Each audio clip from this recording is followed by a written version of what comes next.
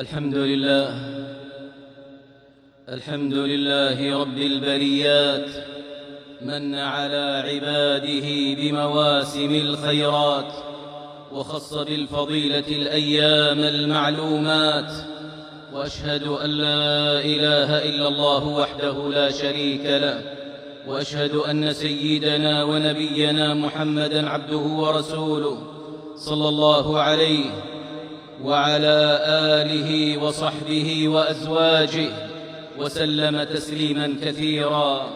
أما بعد، فيا معاشر المؤمنين، اتقوا الله تعالى وأطيعوه، فبالتقوى تصلح الأعمال والقلوب، وتغفر الخطايا والذنوب. وتزودوا فإن خير الزاد التقوى، واتقون يا أولي الألباب. أمة الإسلام، ننعم هذه الأيام بعشر مباركات وأيام معلومات أقسم الله تعالى بها وفضلها على سواها، فالسعيد من اغتنمها وتعرض لنفحاتها.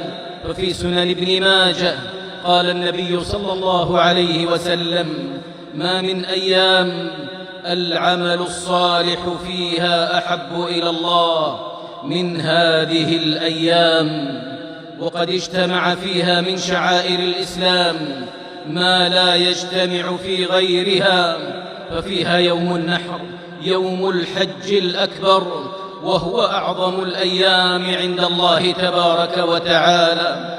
وكذلك فيها يوم عرفة، وفيه ينزل ربنا جل جلاله إلى السماء الدنيا نزولا يليق بجلاله وكبريائه وعظمته، فيباهي بأهل الموقف ملائكته، وهو أكثر يوم يعتق الله فيه خلقا من النار، سواء ممن وقف بعرفة أو لم يقف بها من المسلمين في سائر الأمصار.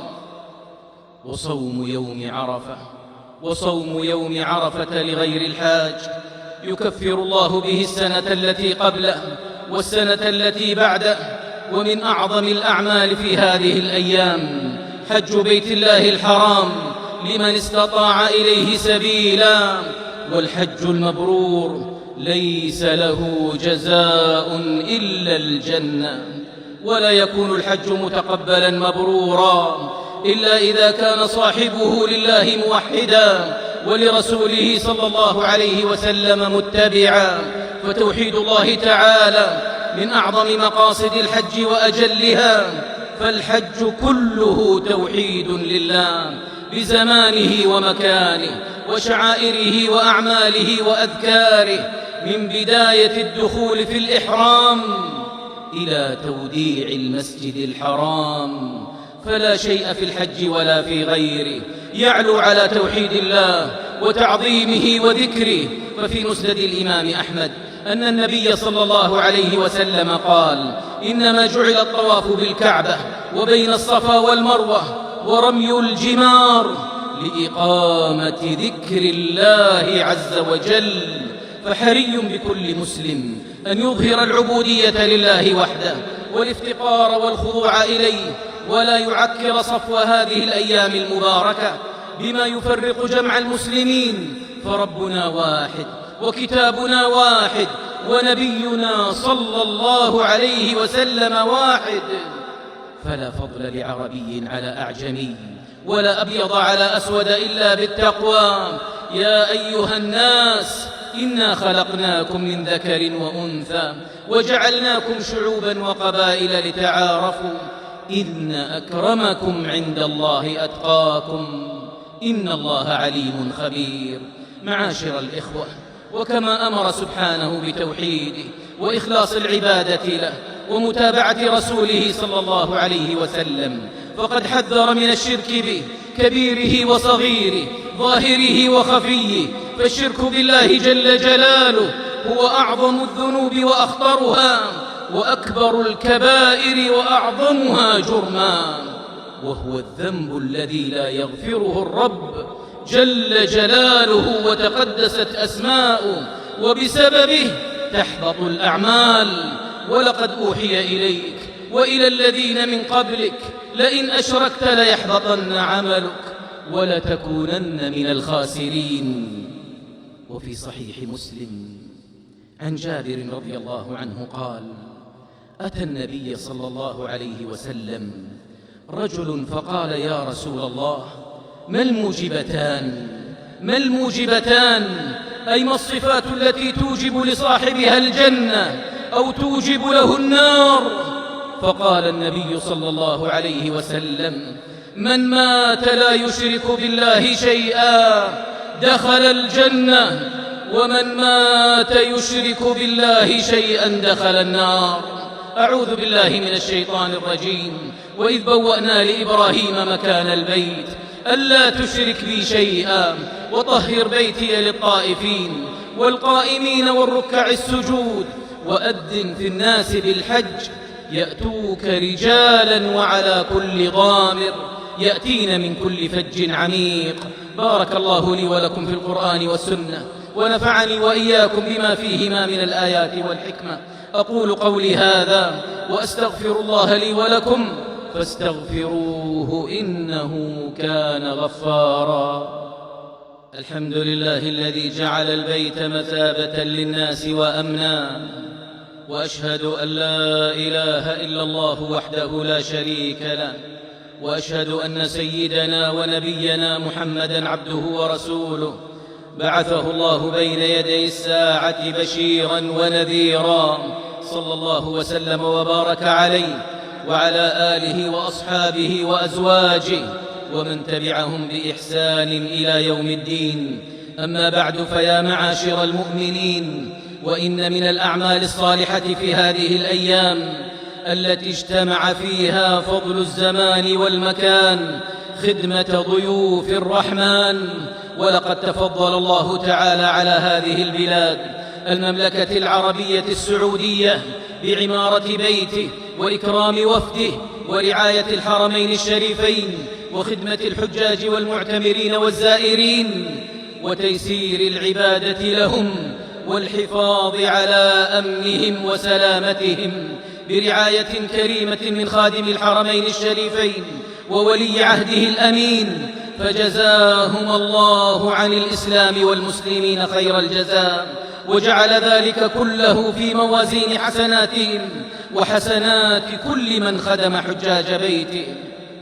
إخوة الإيمان، حري بمن قصد المشاعر المقدسة تعظيم شعيرة الحج والعمرة واستشعار هيبة المشاعر ومراعاة المقاصد الشرعية والالتزام بالتعليمات والأنظمة التي جعلت للسلامة والمصلحة العامة. فالحج بلا تصريح فيه جناية على ترتيبات متسامية وضعت بدقة متناهية، وفيه تعد على حقوق الآخرين وإيذاء للمسلمين، فلا يقتصر ضرره على المخالف وحده بل يتعداه إلى غيره. والنبي صلى الله عليه وسلم يقول: لا ضرر ولا ضرار، لا ضرر ولا ضرار، رواه ابن ماجه. ثم اعلموا معاشر المؤمنين أن الله أمركم بأمر كريم ابتدأ فيه بنفسه فقال العزيز الكريم: إن الله وملائكته يصلون على النبي يا أيها الذين آمنوا صلوا عليه وسلموا تسليما. اللهم صل على محمد وعلى أزواجه وذريته كما صليت على آل إبراهيم، وبارك على محمد وعلى أزواجه وذريته كما باركت على آل إبراهيم إنك حميد مجيد. وارض اللهم عن الخلفاء الراشدين أبي بكر وعمر وعثمان وعلي وعن سائر الصحابة والتابعين ومن تبعهم بإحسان إلى يوم الدين، وعنا معهم بعفوك وكرمك وجودك ومنتك يا أرحم الراحمين.